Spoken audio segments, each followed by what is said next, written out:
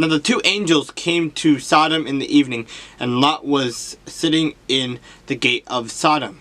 When Lot saw them, he rose to meet them, and he bowed himself with his face toward the ground.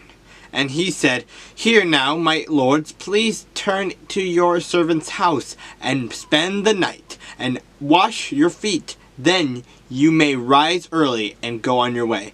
And they said, "No, but we will spend the night in the open square." But he insisted strongly.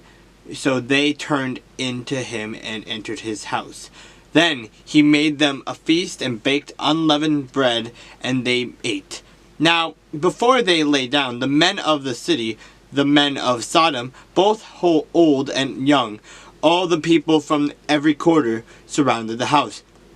And they called to Lot and said to him, "Where are the men who came to you tonight?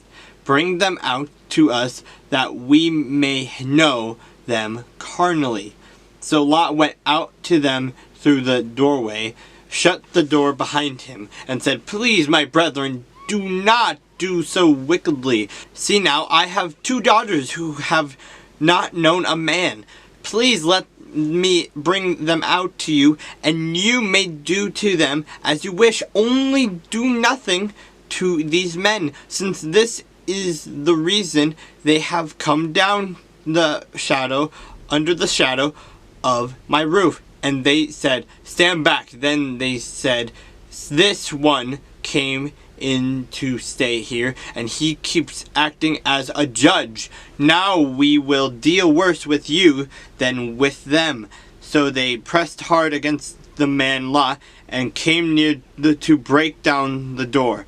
But the men reached out their hands and pulled Lot into the house with them, and shut the door. And they struck the men who were at the doorway of the house with blindness, both small and great, so that they became weary trying to find the door.